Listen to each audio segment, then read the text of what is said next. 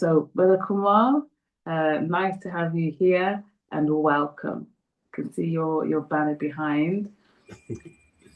Thank you very much, ma'am. I feel very much welcomed. Good, Greetings. good. So, I will leave you to start where you choose. I'm just interested to know more about this novel. It's the first I'm hearing about it, so I'm very keen to hear more about the novel, and I will be purchasing one. Yes, ma'am. Thank you very much. You're So, welcome. greetings, everybody. I'm Kamal Mohammed. I am a author, and I've literally just written my first book. I made my first debut on December 17th with my new book called Detective Shabazz, Marked Man of the Shadows.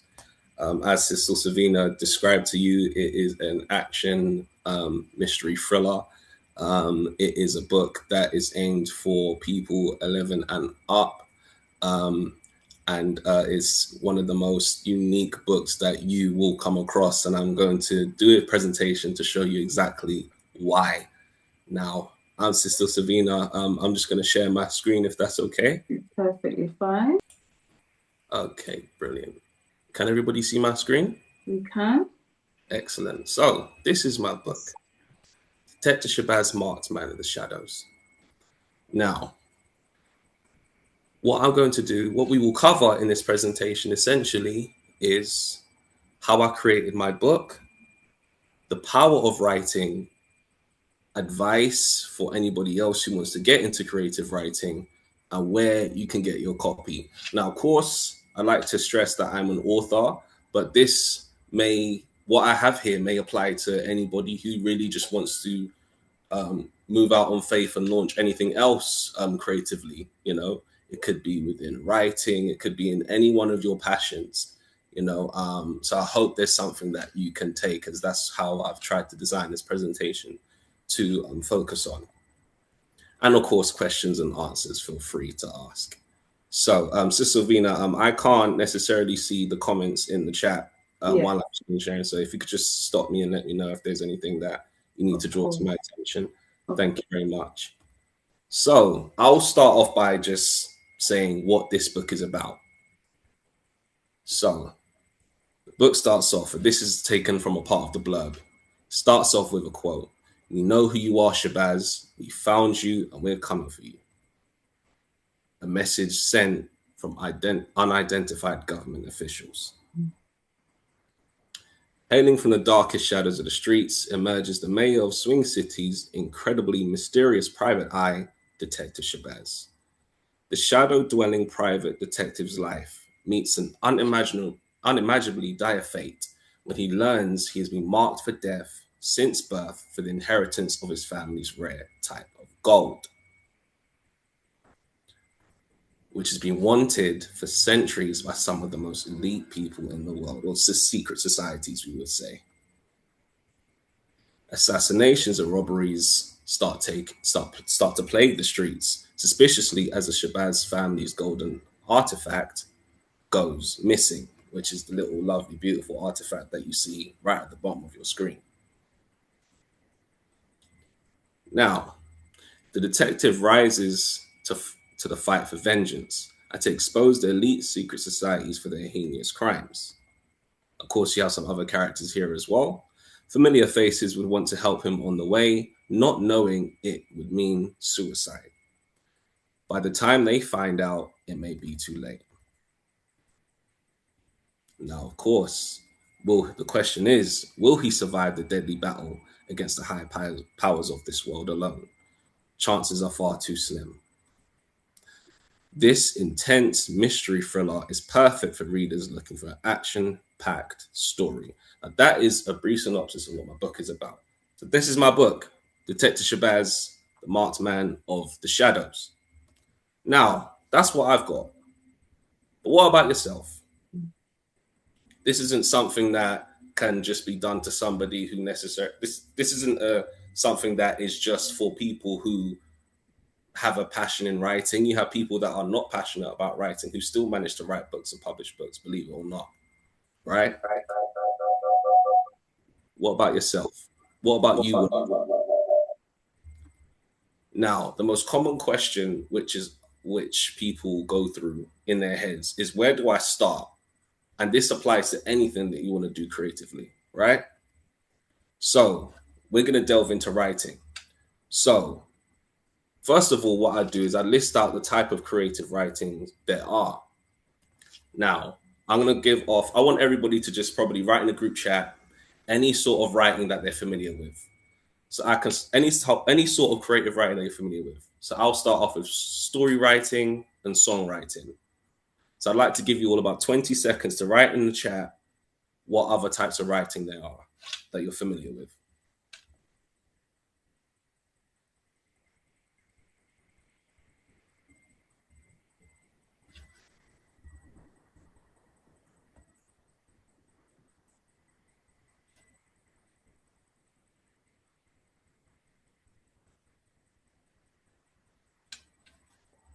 Okay, I'll proceed. So if any of you got these, you were correct.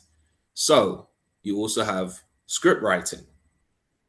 You have screenwriting, which is mainly pertaining to what you see on television. So you think about your sitcoms and other programs that you may watch on a regular basis, there's always a screenwriter. And that also dictates camera angles and camera shots, things generally revolving around film. You also have poetry. You also have sonnets, which is like another form of poetry, but it's styled to have one line between 7 lines, which doesn't rhyme. It's a very sort of very unique type of poetry. You also have journalism. Now, interestingly so, I know one would think, how can you be creative with journalism? Well, what I'd like you to all consider is, whenever a journalist goes out and thinks about a story, they have to be creative with the choices of words that they use in order to make the story more interesting. Essentially, you also have memoirs, diaries, but they all typically come under fiction writing, non-fiction writing, and poetic. Fiction, of course, is a type of writing and genre which revolves around something that is completely made up, it's imaginary. Non-fiction is pertaining to things that are real. And poetic, of course, is writing which generally has a rhythm to it and the words rhyme at the end of each line. Now, before you even would start writing, I think the main, most important thing to do is to understand the power of writing. How can it affect and influence the reader, the consumer? Now, these are things that I've highlighted that I believe are effective in writing. You can create narratives, you can inspire action, it sparks imagination, it sways emotion, it inspires cognitive engagement, and you can also influence belief. Now, if you were to read a news article about something that happened down the road from you, maybe even about somebody that you don't know, and they said, this person did X, Y, and Z. Of course, if that's your only news outlet, you are likely to have a bit more of an approach of, this event was so big they actually made headlines. Maybe there is some truth to it. Mm. Right. However, but that's also due to your own discernment. But more times out of 10, people tend to lean a bit more towards what they read about to say, okay, all right, maybe there is definitely some truth to it. However, that's whether you're willing to actually go and do your own research, right? So what matters is who's behind who's behind all the typing, who is writing. Now, the important things to consider when writing is what is written, how it is written, where it's written, and who it's written for. Now, how it is written can ultimately cause an ultimate different reaction. If I was to have a debate, or if I was to have a disagreement with somebody, and I was to say you're wrong, and I was to write that, or alternatively, I was to say I respectfully disagree. One, each different message that I send you will ultimately give off a different reaction, depending on who the person is and their temperament, because there's tone in it. So you also have to consider how things are written when you're writing it, because you have to look at it as you are the person who's responsible ultimately for writing something in a certain tone. You want to give people the correct impression about what you're writing. You want to make sure that your tone is correct and what you are writing. It's very important that you consider exactly what you're writing, because you want to make sure that you're putting out things that can also inspire, and you can also lead people down the right road of thought. Who it's written for. Now, anybody who says this product is for everybody is not entirely being too truthful, in my personal opinion. Some may disagree. You can start with yourself. Are you for everybody? Is everybody for you? You know, it's always important to have a target audience, whether you're writing music or you're writing a novel like myself or anything, you know, whether you Mhm. have a business in something, you have to have a target audience. You have to hone in on something so you can make the best out of your product. It's like having direction. You don't just go in any direction, you make sure you have a destination, and your destination is your target audience and where it is written. So, when I mean where it is written, where is what you're writing about set? Is it relatable? Are you going to put this product out in a place where it can reach the target audience that you want to reach? Now, what is also big to consider is the legacy of your writing. Now, remember, we're still on the power of writing, right? Mhm. You need to understand that what you write can last beyond your time on this planet. So it's vitally important that you be responsible with what you write and what you put out into the world. You can advance people in knowledge, wisdom, and understanding depending on what you write. So that is also a responsibility that you have. You can inspire people, you can empower people, you can enlighten people. However, you can also corrupt people, you can misinform people, you can deceive and mislead people.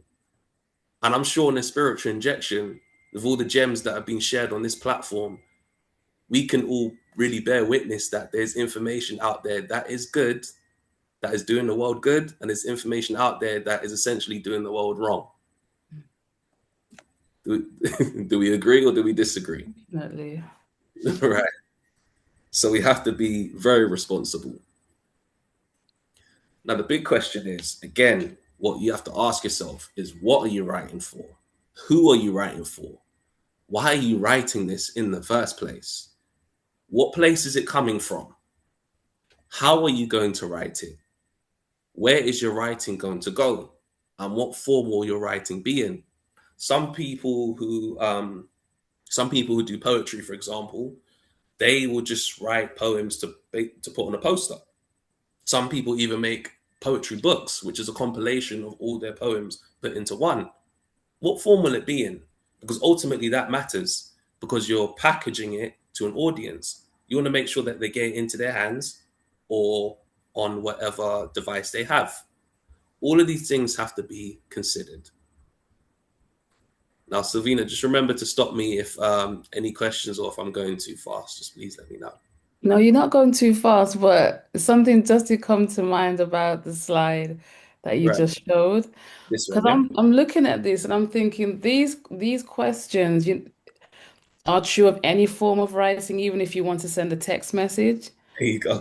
Sometimes you want to communicate with someone, and we've all done it. We've all redrafted a message a few times before we've sent it because you want to adapt the tone.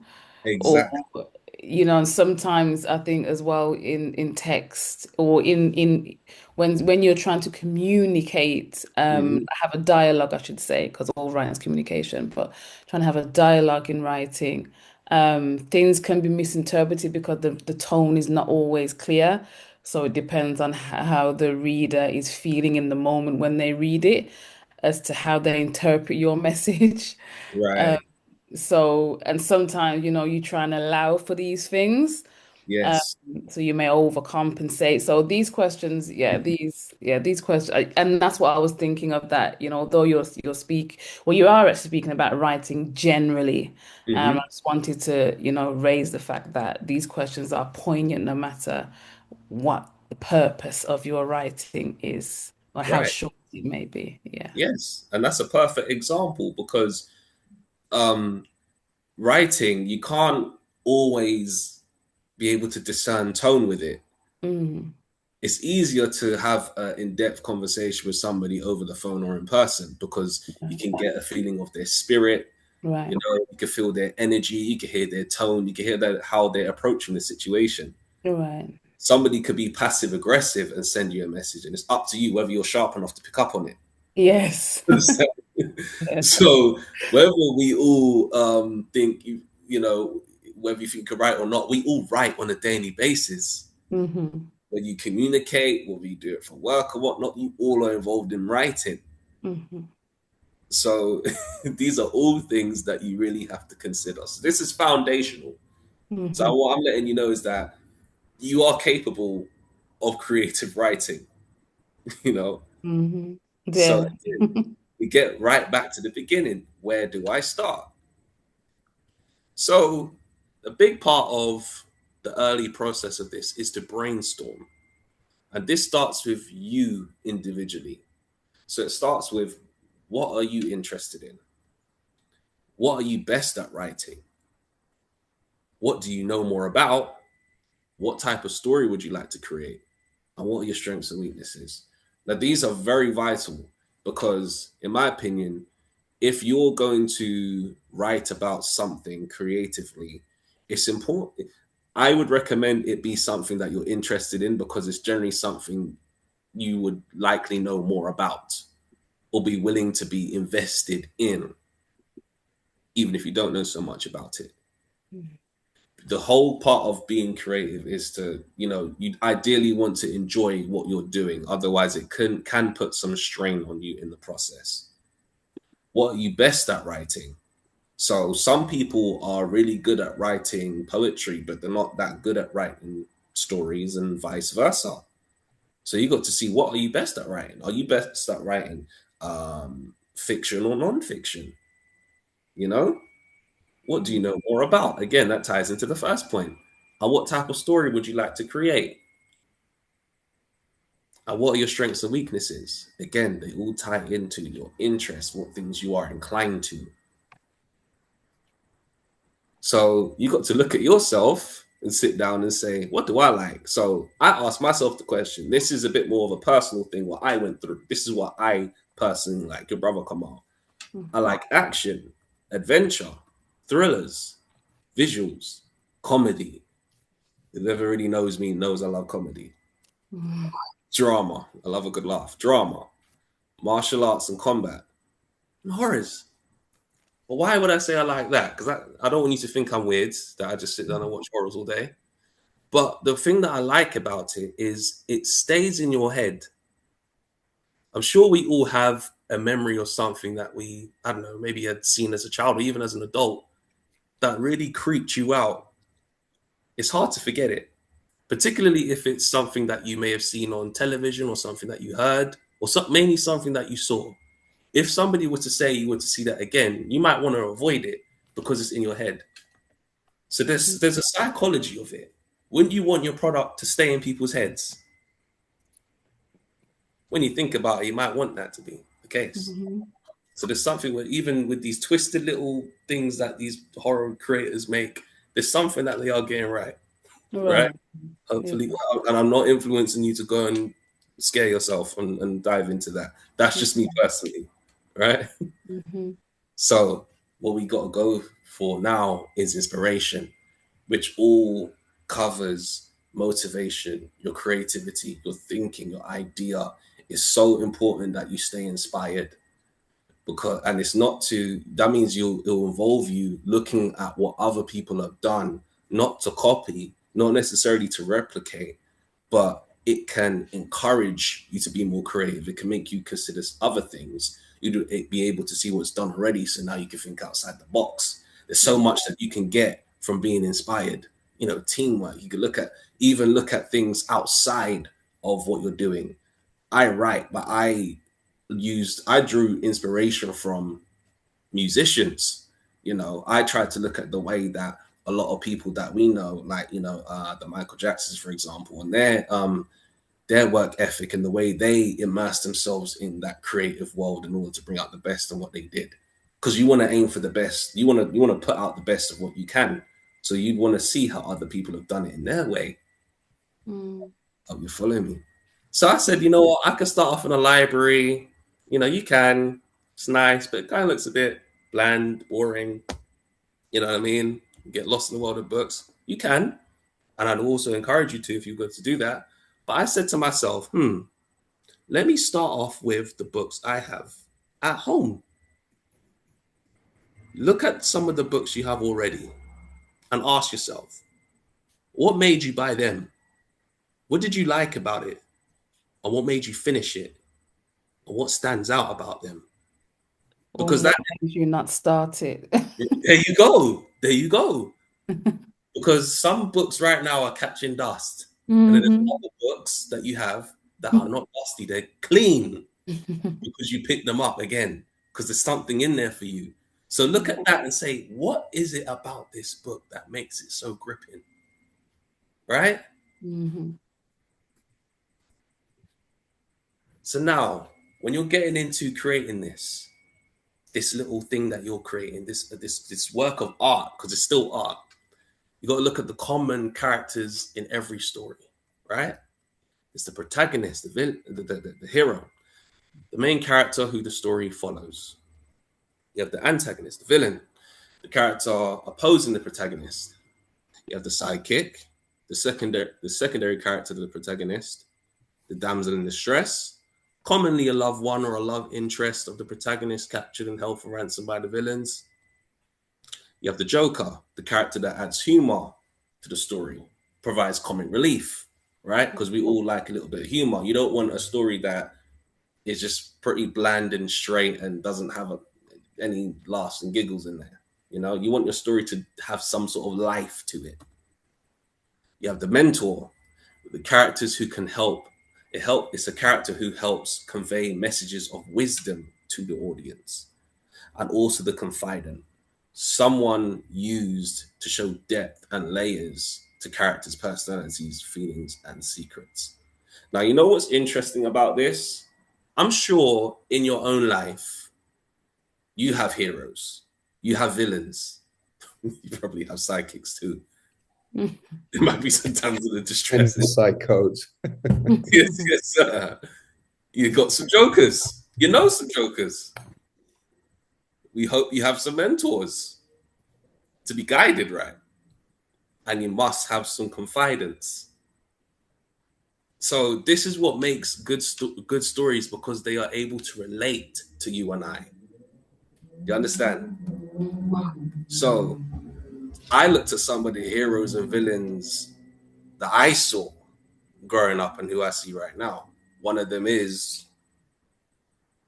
Mrs. Farrakhan, Honorable Elijah Muhammad, famous to other people. And once again, I'm not putting all of these men in the same box, but those who are renowned to our people, we typically see the Malcolm X's, the Martin Luther Kings, the Marcus Garveys, the Muhammad Ali's. And then I said, you know what? I typically, I have some artists that I like. I saw Tupac Shakur that inspires me a certain way, and Michael Jackson. Why would I pick these?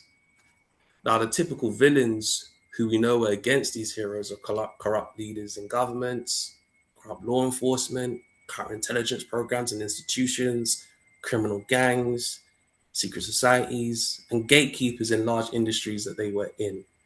Now, the main thing is a lot of these men and a lot of women who aren't mentioned, but I should have mentioned,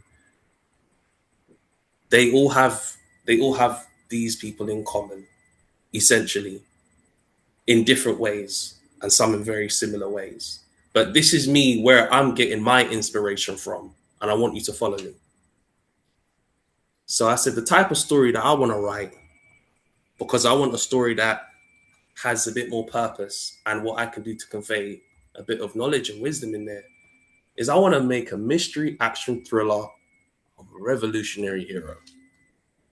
I want a story where the protagonist challenges the high powers of the world, a seemingly undefeatable, that's supposed to be antagonist. Mm. And why? Why would I write a story like this? Doesn't that sound like a crazy idea? Because I rarely see a mystery action thriller story with a revolutionary hero like that. People tend to like mystery books, action, and thrillers. There's a market, it's unique. And I want to contribute to changing a narrative again around creativity in general. Thank you for correcting me, my sister. Mm. And we don't have to feel like we have to pander to negative stereotypes to make a good and palatable story. Right. So I have there's uniqueness, there's a market, and there's also a mission.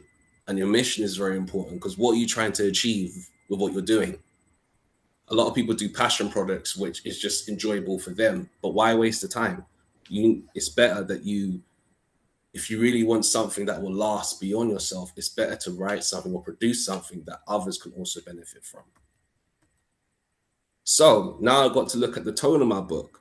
If I want to write something like this, I have to pay attention to tone. Because like we said, Sister Savina, you can have a message sent to somebody, but how are you going to get tone? How are you going to convey tone? Mm. So I want my book to be mysterious.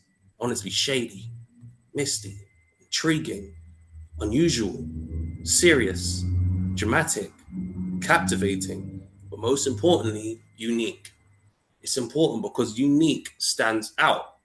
People tend to buy into things with their eyes. And if whatever you're doing is different, looks different, and sounds different, people are generally to be a bit more intrigued. It's gripping of their attention. Right. So now, okay, I got the idea of what I want to do. Now I got to do some market research, right? Mm-hmm. See what everybody else likes, which is very important because you have to think beyond yourself and your own understanding. Now you got to see how people of the world think because of course you want to get your product into hands that go beyond your own reach, right? Right. So I got to look at this. What are the top selling genres for books? Number one is romance. Mm. It has relatable characters and emotional storytelling. Of course, something like a heartbreak isn't something that anybody can really forget, depending on who you are. So these often relate to people. It relates to the human being and their emotions and their experiences, right? Number two is mystery thriller and suspense, typically fast paced action and tension filled storylines with unexpected twists. Fantasy and science fiction often deals with tech, it's imaginary, and it deals with futuristic worlds. They generally captivate young audiences very well. Then you have psychological thrillers, which are mentally jogging and engaging stories, good for immersing readers through challenging imagination. So, for example, it may defy the natural way things are. So, for example, there's a movie that I really like called Inception with Leonardo DiCaprio, and it deals with people who go into their dreams in order to solve some of their issues. So something like that would be a psychological thriller because you think to yourself, imagine if that can actually happen.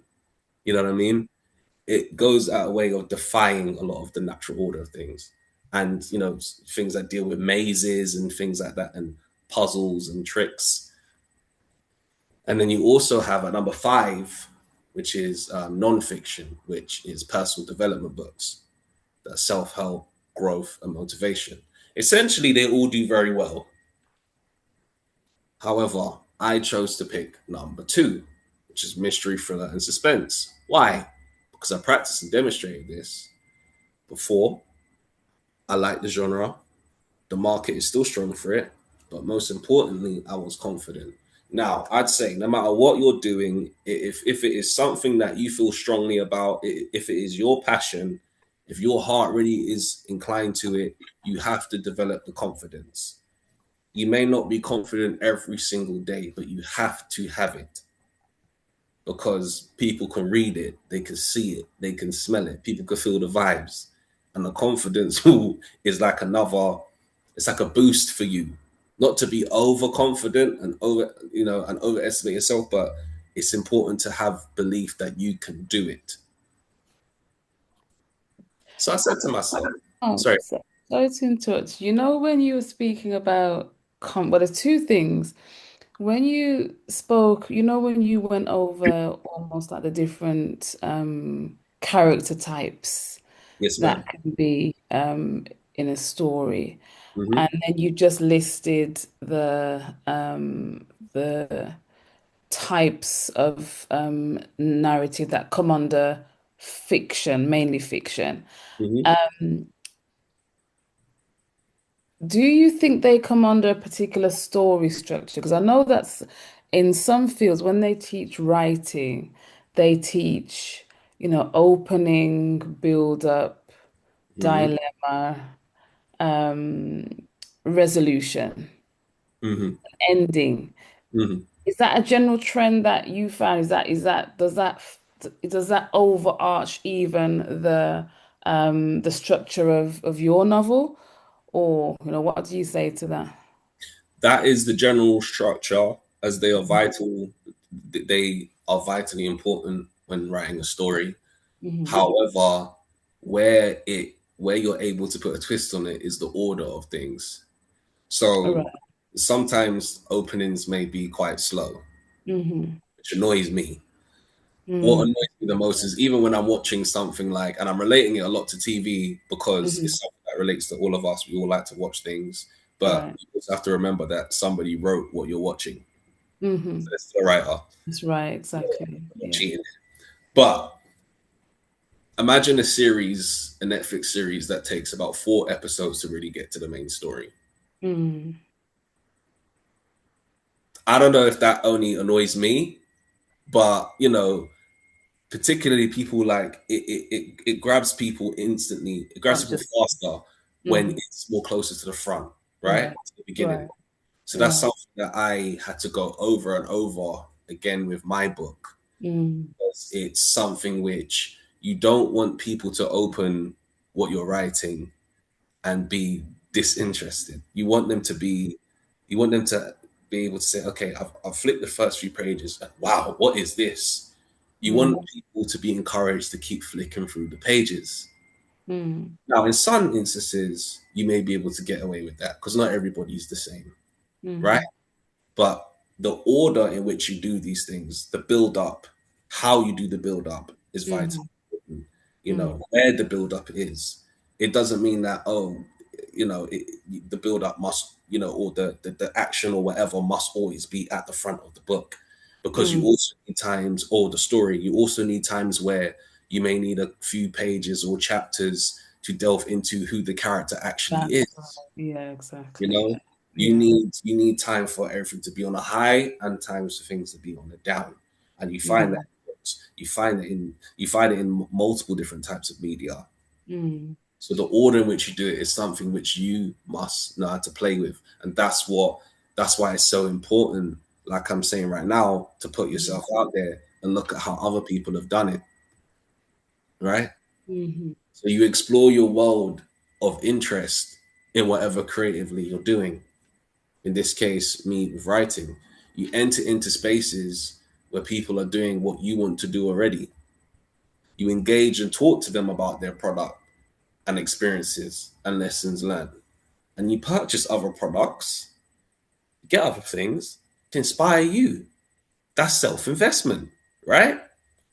If you buy a book on self help motivation, that's you invested in yourself because you hope that after you flip through to the last page, you're not going to be the same as when you were on the first page, Mm-hmm. right? And you got to see how it's being done. Now, so then when I was doing that, I met my publisher, Peach Publications, Winston Duncan, who is a 5 times award winning uh, publisher herself, best-selling publisher herself, and author. So then we began working on this book, and I'm going to tell you, I will be doing some seminars in the future. That's basically, well, I will tell you how to go about picking what publishers you work with. My publisher was more of an indie publisher. They have their own publishing company, but I went her route, which I'll explain a bit more into the presentation because I wanted to be able to have a bit more creative freedom. But we'll discuss that because we love freedom, don't we? Mhm. Right. Yeah. So I'm writing my book now. Got my idea. I'm writing it. I'm writing the book. You get your Word document open, right? Because we're modern, right? We're not retro. There's no need to write anything down on pen and paper anymore unless it's really notes. You write it down in a Word document. However, while I'm writing, I'm still reading other books. I'm still analyzing other writing styles and wordplay in other books and keeping an eye out on what's out there. I'm looking at other media in similar genres. So if I'm writing a mystery thriller, I need to pay attention to other mystery thrillers, and I also need to look at other books, other films. You know, you could be going to the theater to look at other plays and see how they do it. All different things. You need to really open your mind and see what's out there, to see what people are doing well that you can also implement too, and you remain inspired. So then As this, sorry, ma'am. I interrupt you, Kamal, but as you're speaking um, about, looking for inspiration, the more, not even just movies, but the Hmm. more books you read, no matter what, whether they're adult books or even children's books, Hmm. um, in terms of trying to get that creativity going, especially when it comes to children who haven't got that life experience, Hmm. Hmm. and you actually look at books and you look at, I wouldn't say similarities, but you can actually see that, oh, this character trait or even the appearance of this character or certain aspects of the story. Um, you look at books and you can see that a lot of ideas are, but I wouldn't say copied because it's still an original idea, but they're actually borrowed. Yeah. And you can see where authors, right? You can see where authors there's some Mhm. very famous, well, high achieving authors out there. And if you take the time to look or read other books or look at other characters, Yeah. you can almost see like 80% of the characters in these books are actually taken from other successful stories Yeah. because there's been an individual creativity that overlays it all, it actually becomes a new piece. Yeah. That's right. That's Mm. right. And that's the thing that they've done correctly because Right. again, you're looking what they've done successfully that works for you, Mm. and then you can say, okay, all right. You look at the book. You could go and do your research, see how well it's done, and you could say, Mm. okay, all right. So it's not just me. It's something that everybody has. It's something that has gripped more people than I have. And then you're reading it, and you look at it, and you say, okay, cool. I can see why. So if Mm. somebody was to replicate, for example, you got, for example, J.K. Rowling, right? She Mm. writes Harry Potter, right? For example. Mhm. Now, she not only has written a book that has captivated audiences and stuff like that, um, she's also, she's her book has gotten to the big screen, Mhm. right? And she did it. She was strategic in the way she did it. Well, first of all, she wrote. It took her about 7 years to get her book out there, right? Mm. She went through a whole lot. I think she went through being homeless and whatnot from about 1990 to 95. She was writing the book, and the book came out in 97. Mm. So within that, even in her journey, you think, where did she get this idea from about students that are wizards? It's always born out of something that Right. they have seen, you know? That's Yes, right. some ideas can come, That's you right. know, but Original. it is usually born out of something. That's right. Yeah. So as creatives, a lot of what creatives do, they often use their life experiences. They often use what they see on these cameras called eyes, and they say, that really encourages me. What if that happened? Or, what if these turn of events occurred? Or that reminds me of something. That's something that I can put, So you're constantly being a sponge to what you see, you know? And you're Mm-hmm. taking a lot of what you see and your experiences in, and then you're putting it out into something that might be different, but it's inspired by something, if you understand what I'm saying. So you're not copying, you're just being inspired and encouraged, Right. which is important. So something unique to me is when I used to go to the Black British Book Festivals, right? So this was one in 2025, right? I believe it started in 2022. I heard about it in 2022. I believe it was in Birmingham, and I said, you know what? I'm gonna get on a train and I'm gonna go down. Right? Got my ticket at random. Was down there the weekend. Right? So I said to myself, okay, I'm gonna look around and I'm just gonna explore and see what other people are doing, what I want to do. And I met so many people who were doing everything. So I'm immersing myself in the world of people who have done what I want to do.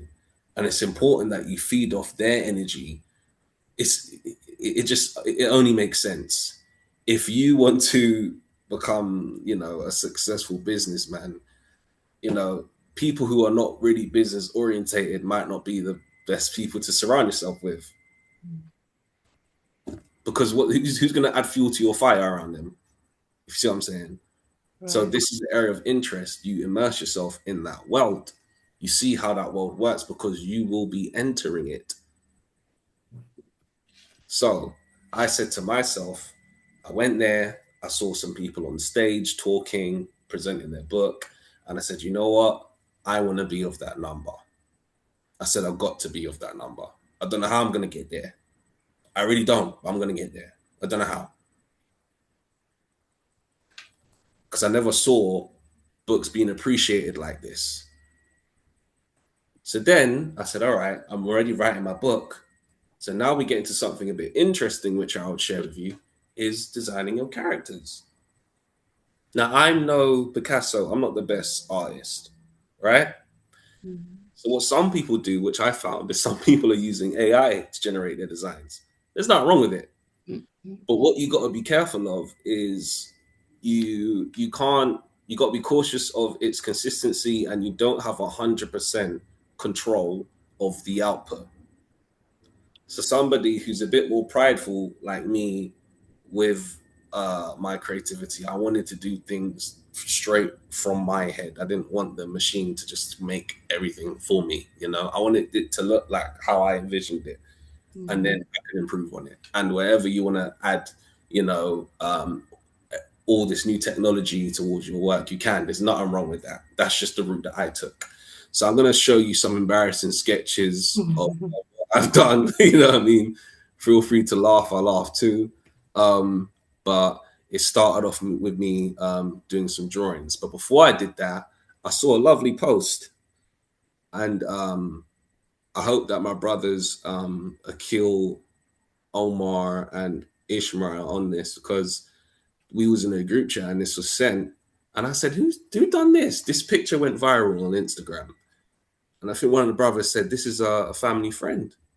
So I said, you know what? Because I had some artists that I was working with, and they were very, very good, but this one caught my attention. I said, no, no, no, I want to know who this man is. So again, I finally met my author, who's my brother Calvin Rowan. Now, the important part of this is Yes. when you're working on something and you seek help, you will find it. You may not find it when you necessarily want to, but you will draw from however you want to look at it, the universe or whatever, for things to come to you when you're putting yourself out there and you're actively seeking, you're actively working on something. You may call this a coincidence, but this wouldn't be happening if I didn't start working on what I'm working on. And that's what I really want to encourage. If there's something that you want to do, you put the necessary energy out there, it will come back, you know? Mhm. So I asked my brother to do some designing for me. So they said, what would you like to see? I said, okay, all right. So I'm going to try and attempt to draw my character, but I need some inspiration. So I knew I wanted a character who's quite mysterious, who had shades on.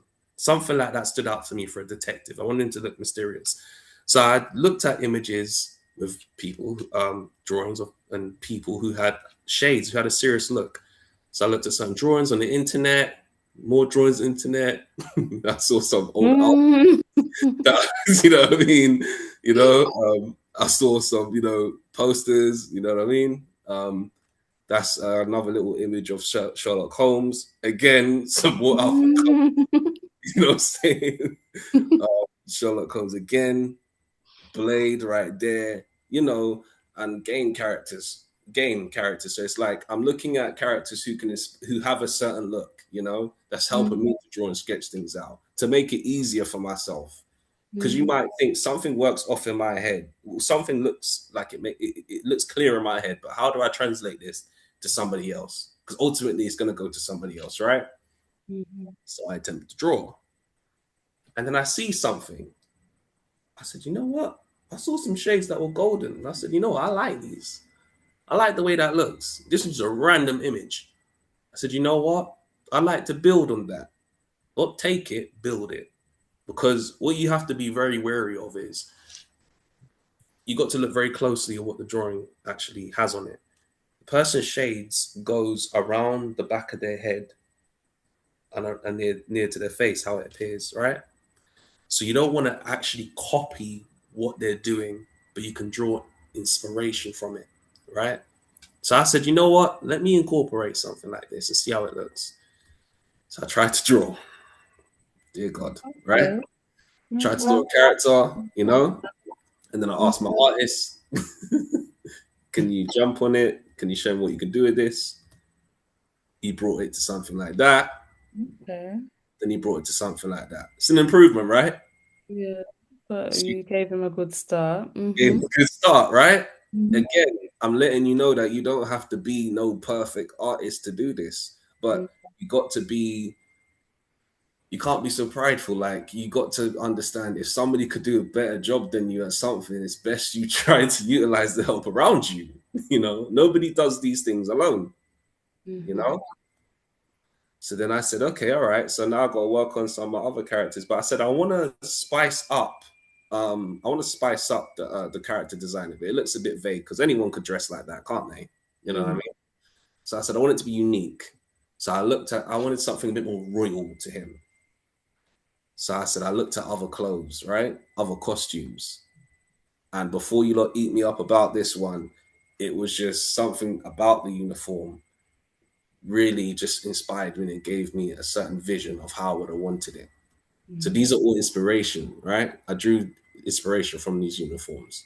And I said, you know what? I could take bits and pieces of these and see what I can make of it, right? Mhm. Mhm. So then I started to sketch. Okay. Some are rough, some are a bit more refined. Mhm. So then my artist, while I'm doing it, I'm telling my artist, can you do some, straight portrait drawings of my character? So then he says he's working on it. So he goes from this to that to that, right?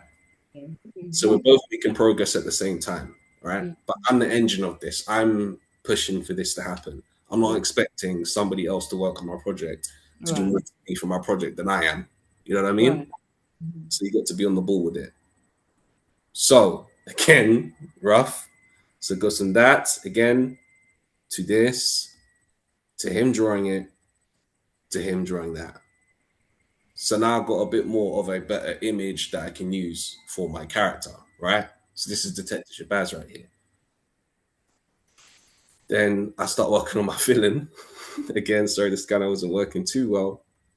And then I'm working on my villain. I want him to look very big, menacing. I want him to look like a very big bully, a big thug, someone who's very imposing, someone who looks like a boss on the wrong side of. Mhm. And then we come out with this. There's my villain. Okay. Right. It doesn't look too nice, does it? You brought Biggie back to life. Yeah, exactly. I was about to say, hopefully they'll look like certain men you don't know, but we all know people that kind of look a bit. Hey, hey. Spicy. And and then tried to design the lady again. So again, remember, I'm not the best drawer. Tried to design Why you got all these rastas with the Yeah. villain? I'm a person that likes hair, you know what I mean? So I'm like, all right, cool. So I'm trying to design sorry, sir. You got all these rastas as the villains. This one is a good character, you know. I really jumped up Okay. for my black sisters out here with this one. But I struggled with this one. I got torn up with her, and I'll show you why, right? Because again, as I'm drawing, I'm asking other people around me to say, okay, how does it look? You know, and this is why it's important to have a circle around you who are people who are real with you. You don't want yes men with you when you're venturing out on these things. You So want how people. much was you influenced by the perfect image that you were looking for in a woman with your character? Did that play any part? Come on.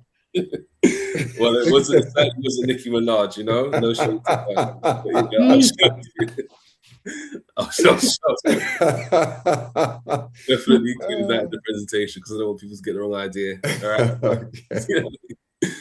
But I had to go back to her. So again, for my Joker character, I'd start off with some very silly designs, you know, someone looking a bit more goofy. Came with a character like that. The character who's a bit more on the, you know, he's a showman. This character right here, right?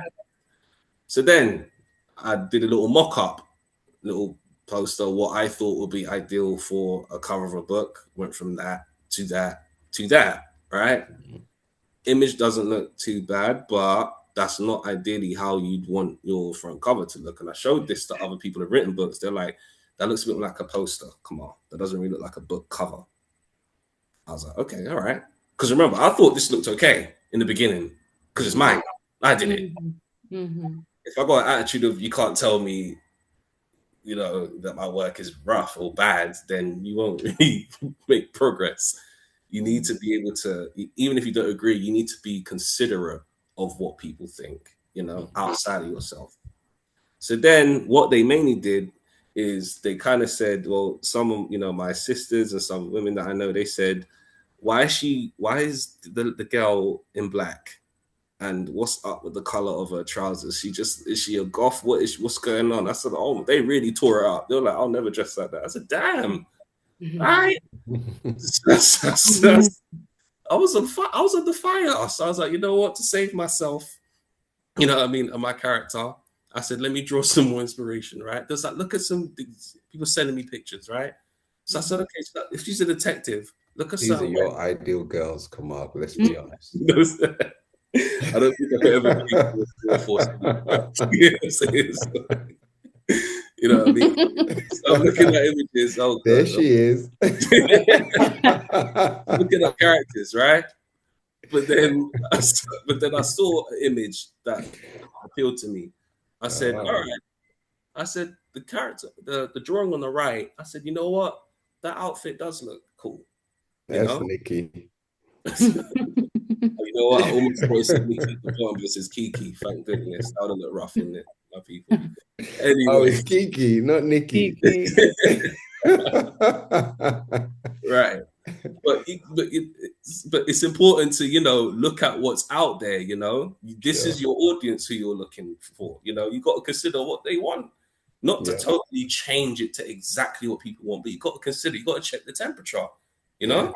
She definitely looks like a superhero. There you go. Yes, sir. So I'm like, okay, all right. And you know, the outfit, the outfit screams authority, you know, someone who's, you know, has got a bit of something to her. So I said, you know what, let me She incorporate certainly has something to her. Yes, sir. So that's it, you know what? So I was like, let me draw the version of her, right? So I said, okay, all right, what I can do is I can change the belt that she's got. I could change certain things, but there's certain things that I'd like to keep.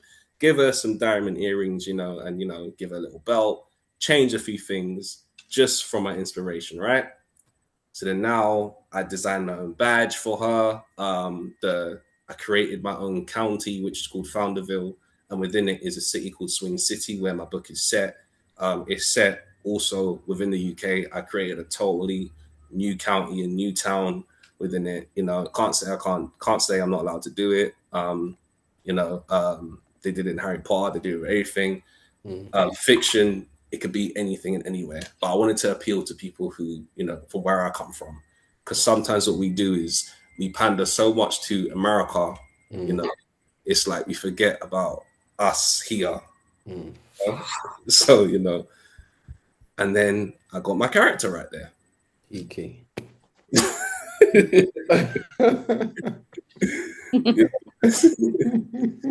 Hopefully, a bit more of a, dignified, so, I look forward to meeting her, brother. But this was the, I know she exists somewhere. Yes, hopefully. But all right, so we got my character right there. So all characters are designed, right? Managed to incorporate that, made a little poster of it. That looks so much better. Her pants look so much better. There you go, right? Yeah. Could you imagine if I went with the previous one? No. You don't want your work to look like, Yeah. You want it to look pretty, right? Yeah. So now I can say, meet the characters. Detective Shabazz, the marked man. Salima Rose, the officer, right? There's a reasoning for all their names, but I'll leave that for you lot to discover in the book, of course. She's the secondary protagonist, the sidekick. I don't really feel like I want to call her the sidekick per se, but she would generally fit that role. But she's vitally important to the story, James, the talent, the Joker. And I got Deuces Goliath, also known as the Tank of Terror, who is the villain, right? So with all of these, you could kind of see where I've got I'll give you an idea. Whenever you look at, let's say you read on mafia books or, read or watch mafia films, oftentimes they describe the characters beginning with the, the boss, the sidekick, the grass, the this, the that, the third. I'm using the language which they have in a lot of these sort of, things that involve action and crime. It's a similar language. So you got to be able to match that in a sense. Remember the tone, the theme of what you're writing about. It's very important that you match that. You don't want this, if this isn't, if this isn't a book that is, it's not sci-fi, it's not romance, it's action, mystery, thriller, So you got to speak the language of the genre that you're going into. So then I look at my writing, my manuscript styling. So I'm thinking, okay, why is it so important to consider how the book presents? Because ultimately, one, you have to consider that when people are reading your book, they're not just thinking about the publisher, they're not just thinking about the characters, it's also a reflection of you. So you want whatever you're putting out there to be neat and reflect you and, especially reflect the genre of what you're looking at. So I said, okay, all right. I generally liked the idea of, having, Detective Shabazz on the top of the header of each page. And then, having my chapters be consistent with, the name of the chapter raised lower a bit, and then for it to follow a certain formula. So that there's consistencies. So then what I said, okay, all right, I'm going to put the Detective Shabazz on the top right, and then I'm going to put the name of the chapter on the top left. And I'm going to have that consistent pattern when I'm going, as the reader's going throughout the book, right? Because this is you. You can add a little bit more flavor to it. Some people prefer to dedicate one page to an image, whereas you can fit it in however you feel necessary. But obviously I'd urge that as long as it is neat, you can pull it off. So then now, this is where you also have to get very creative too. My book has a subheading, right? Because I've made my book into a series. So yes, it can be Detective Shabazz, but then there has to be a subtitle. This is the first one. What is the second one going to be? What's the third one going to be? All right. So the greatest part of this brainstorming part is you can use some ideas to inspire you for your next one as well. But as we're dealing with the first one, I'm writing down all my ideas. I'm saying Detective Shabazz in what? Cursed Blood, the Dark Family War, the Royal, heritage, the gold that followed death, the Cursed Inheritance. I'm thinking all of these things, the Golden Child of the Shadows, And then what I did, I went from about 20 ideas to 10 to 5 to 3, and then condense it down to 1. Detective Shabazz Markman of the Shadows, right? Now, what I found with that is it captures the overall theme of the protagonist's story. He's a marked man. It adds an edgier tone to the book, and it appeals more to the genre. So when people see marked man, they're thinking, oh, he's in some sort of trouble. I wonder what sort of trouble he's in. You know? So then my book went from that to that to that. So over the period of time, you'll see in progression in what you're doing, right? But this is at least what I've managed to achieve. And what was the time frames, Kamal, from inception to this final product that you're happy with and that you published with? What was the time frame? So the idea came to me when I was in university. I was around 2018, in fact. Okay. So, and then I started writing it, drafting it out in 2020, but I was utilizing the lockdown to kind of do these disastrous drawings that I tried to do. And then that's around the time when I met I made contact with the illustrator. So then we started to work on it from then. So I know roughly what year and around what time that each of these characters were pretty much designed and drawn. So it was over a span of time, right?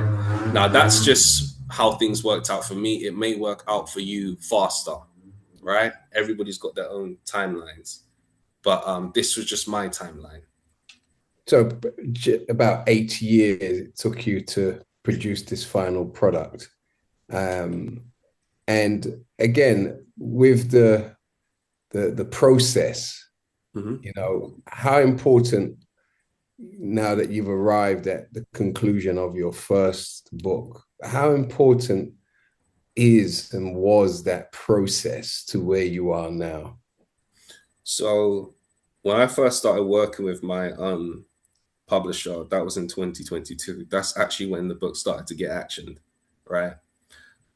The important thing is that as you're writing your book, you're very self-critical about your book and what you're doing. You want to make sure that you're actually improving on yourself. So it's important to remain sharp to a certain degree. You have to, and that's the importance of reading into other things and looking what other people are doing. So you're trying to make sure that you ensure the best output for your work. I can say that also, me personally, I developed as a person. Life happens outside of this, but I think the process in doing this, I think staying true to the mission and the vision, what you have, and always trying to improve and aim higher and looking at your work and say, you know what, I can make that better. Some people may see that as, you being a perfectionist. I got called a perfectionist at one point. I just said, no, I just care about what I'm putting out into people's hands. So it's better to do not be slow, but make sure you utilize your time as much as you can in order to perfect your work, in order to ensure the best output. Because once it's out there, you can't take it back out of people's hands, and within this process, by the way I did it, I also have to consider the time the artist may take to do this in his schedule, and the editor, that they have to read your book, the developmental editor, they have to read your work line by line, so that also takes its time as well. So from publishing, it took about 3 years, right?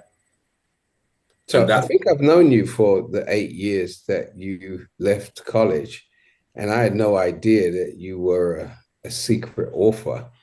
So are you Detective Shabazz? Because you are the master of concealment. Well, you know what is really interesting about this? It really, what you put out there is a piece of you.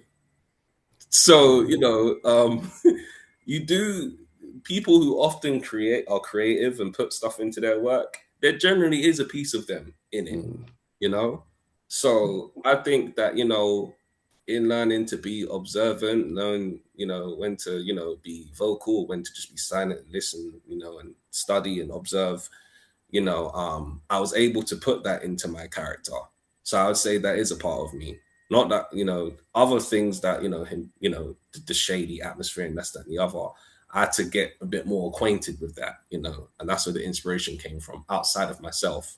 But I think the main thing, Bro Minister, is a lot of the time, people say what they're going to do. And sometimes it's best to actually announce it once it get the project you're working on gets so big that you can't keep it a secret no more. I think that, it's best that, okay, I'm definitely going to follow through on this. I knew I was going to follow through on this, but I'm not a fan of showing people work premature, So, for example, I made my first announcement on social media that I was doing this around mid 2024, right? I let people know what I was doing because the book was on its way. And then 2025 came and it almost didn't happen, which I'm going to get into. But I said, I don't want to gear people up for 2 years. I said to myself, I'm not waiting to 2026. It's coming out in 2025, this year at the time.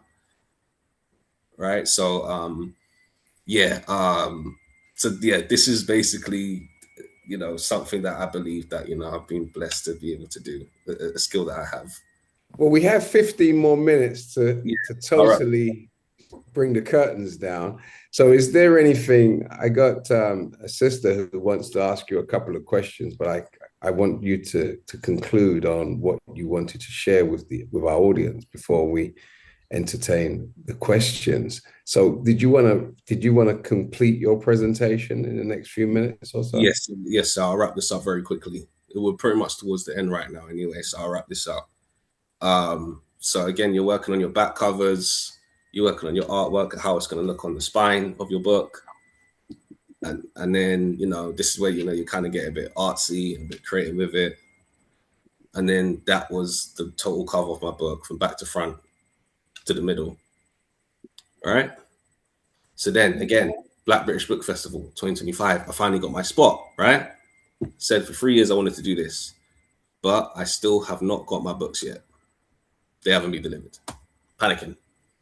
And then 2 days before the books finally come. Look what came in the mail. Right. 2 days before my book festival. So that's my first time touching my book, right? So I'll breeze through this again. My illustrator said there's a arts and culture event happening in Slough. That's my illustrator right there. Bring some of your books. I've never sold a book of my own in my life, but people liked it. And then I sold out everything I had. Right? I'll keep on going.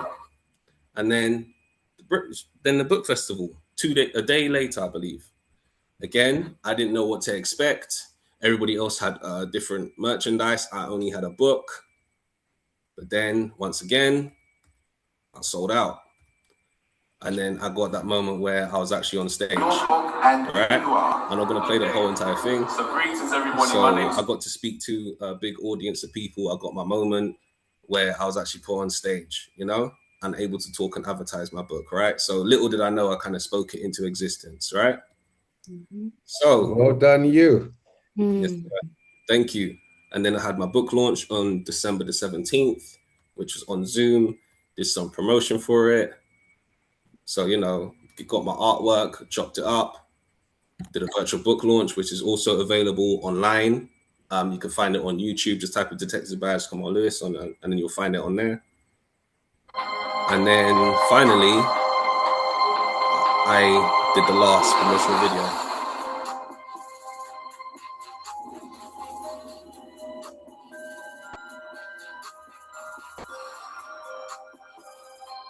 So that was your Christmas promotion? Yes, sir. So I was able to bank on, the festive season you know. So you know, you got to be, whatever, Kamal. Okay. you know, you got to bank on it.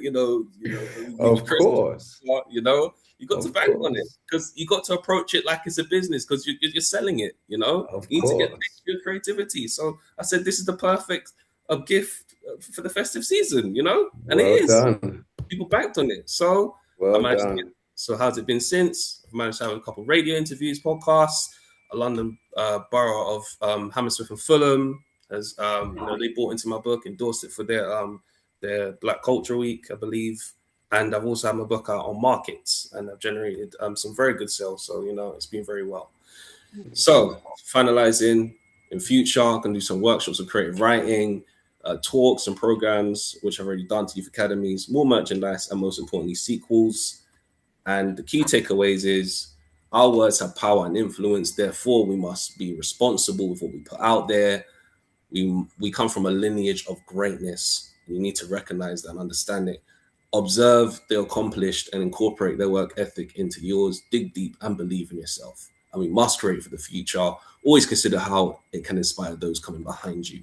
And if you don't think you can write, a young child who was at the age of 4 is in the Guinness Book of Records for publishing their book.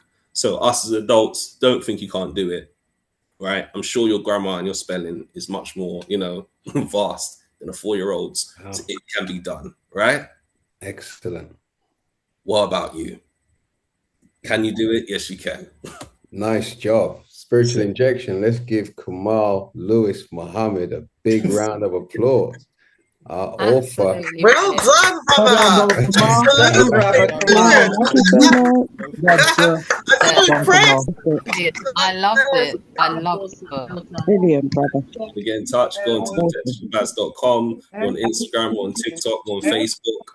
And if you want to subscribe, definitely go onto our contact page, get in touch, write a message, and definitely subscribe if you'd like to doing. Okay, I want you to run that last bit again, where the book's available, how those on the line can actually get a copy of this book. Right, so the book's available. I'll leave the link in the chat. It's available on Amazon and Waterstones. And on top of that, you can go to detectiveshabazz.com and subscribe, and then you'll be able to remain update on what we're going on more with my book series. How can they get it signed personally? So what you can do if you send me a message, if you go to, if you get in touch, send me a message right here and say that you'd like a signed copy. You receive an email where I will basically be able to get your signed copy. You can say who you want the name written to and what type of message if you like. And then I'll basically be able to send you an invoice on it and I'll be able to post it to you. Very good. Again, big round of applause for Brother Kamal. Well done. You very impressed. Well done, Brother Kamal. You're proud of yourself. Well done, brother. Thank you very much. Well done. Very good. Thank you. Very good. Silvina, you genuinely speechless? Yes. All these are got here and I can't even get them out. As I said, I will be purchasing a copy. But Kamal, I'm not completely surprised that you would do something like this. Would do something like what? Hide it for 8 years? I'll write a book. I'm not I'm not completely surprised by it. His name is no longer Brother Kamal. Right. It's Detective Kamal.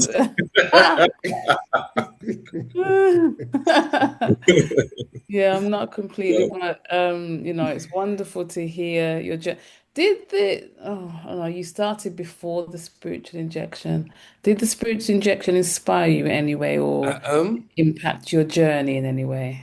Of course. Well, I say the spiritual injection and sorry, Minister, you're saying? No, please continue. Okay. I say the spiritual injection and particularly the person who runs the spiritual injection, Mr. Abdul Hakim, has inspired me because this is an initiative which I see him as, in terms of business and growing businesses, and understanding the power and influence of business. This is something that is his skill and talent that he's been able to put forward to the table to give us a platform that we're on right now. He's somebody who's demonstrated on here that, he can he has a skill, he has a space of expertise, and he's putting it out there to actually help others. So there's such an importance on you digging deep and you seeing what you're best at doing, you staying to it, and you actually using it to help advance you and others. So it definitely is an inspiration. I mean, we've had such a amazing roster of great, talented, gifted people who have come on the spiritual injection to offer different levels of expertise on so many different spaces of life. So I'll be remiss if I didn't say it inspired me. So once again, thank you so much, brother, Minister Abdul Hakim, and the spiritual injection team, for, giving us such a great platform that we could come on and draw inspiration from, as well as hopefully inspire others. And I thank you for taking advantage of what we have provided for the community. So we thank you, and for everybody who benefits from this platform. Well done, you, Detective Kamal. What is it retailing that, brother? Like, what you were done with me. Like, it's like because it takes tremendous power to actually conceal ideas and plan. It takes tremendous power. Minister once taught me that it takes more power to not say something than it does to say something. That's right. That is a great skill, and you've definitely come out of the background at the right time with a tremendous product. We love it. Very good. Thank you so much. And one of the things that came to mind was you must, because it's all about giving back, right? And when you discover your talent, you have to try to appreciate or understand how you can maximize your gift and how you can inculcate aspects of it in others. And I really see you as somebody who can gather young people. I'm talking about school children, people on that kind of level, just like that 4-year-old little brother, and really go through the process that you shared with us to inspire creative writing, and for young people to give themselves an outlet where their thoughts are concerned. Yes, because stress is so high amongst young people today, higher than it's ever been.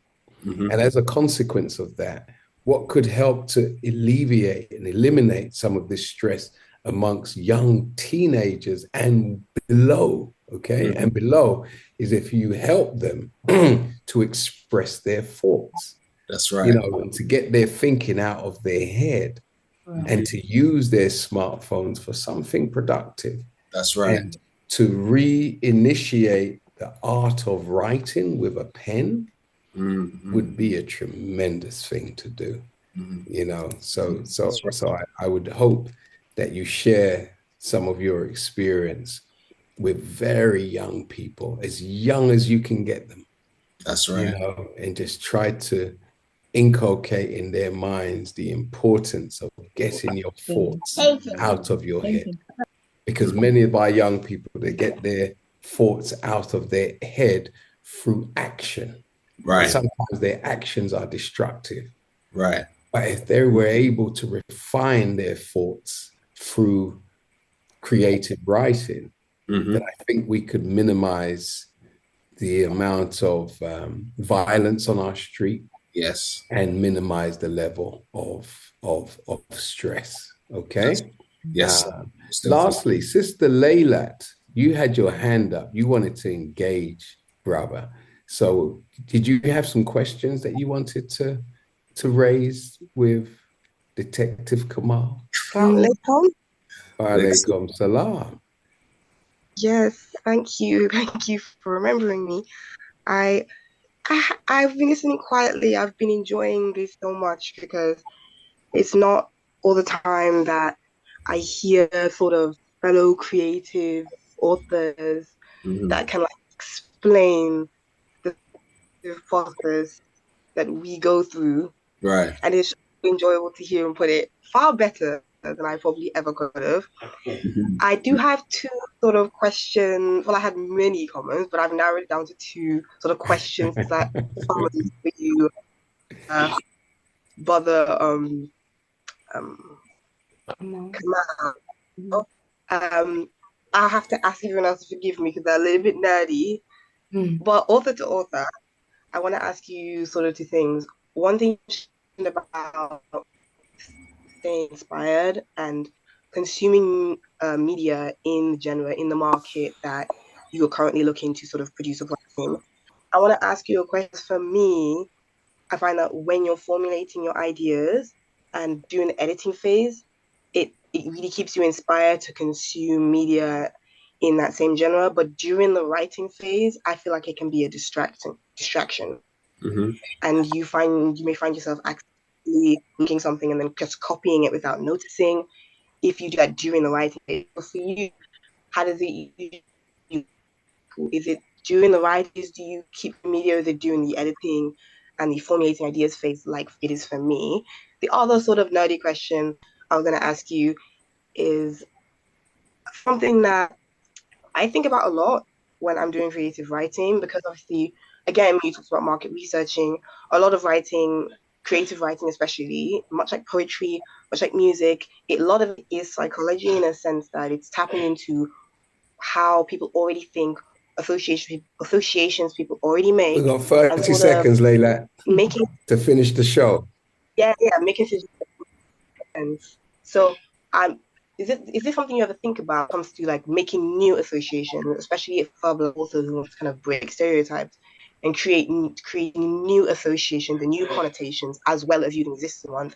Right. Is that something you think about a lot, and how you incorporate that? Yeah, I got you. You always have to be willing to go against the grain. Everybody who stands out in this world, whether they're alive or not, people who have reached great prominence in this world have always gone against the grain and done something that hasn't been done before. So of course, yes, I'm looking at what other people do, and sometimes it can be a distraction, but I think during the creative process, as long as you are open-minded, it'll be harder for you to get distracted because you'll be able to extract something out of anything. You know, you can get inspired by just seeing a plane in the sky. You know, that could be something that you could write about. You know, so I think it's I personally didn't really get distracted. I think certain things, like for example, without going into too much detail, from the day I started working with my publisher to the end of the process, I had a lot of deaths in my life, so around me. So it was like a lot of people passed. So those are certain things which was like, okay, sometimes I'm not really feeling to write. But then it also inspired me to say, let me actually write something, because I don't know how long I got here.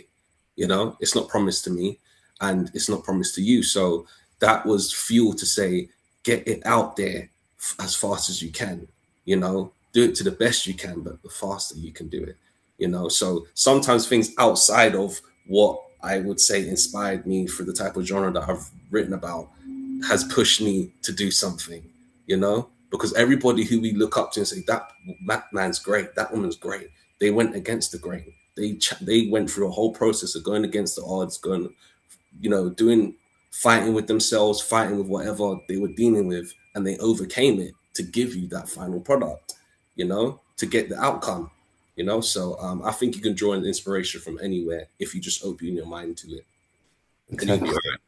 Fantastic. Well said, spiritual injection. If you could give Brother Kamal a big round of applause, and we're going to say good night to you all, and we'll see you, if not tomorrow, on Sunday, and if not, we'll see you next week, Thursday, same place, same time. Have a good night. May God bless you. Absolutely loved your book, brother. It's so great. Thank you very much, Sister Maxine. She's ready.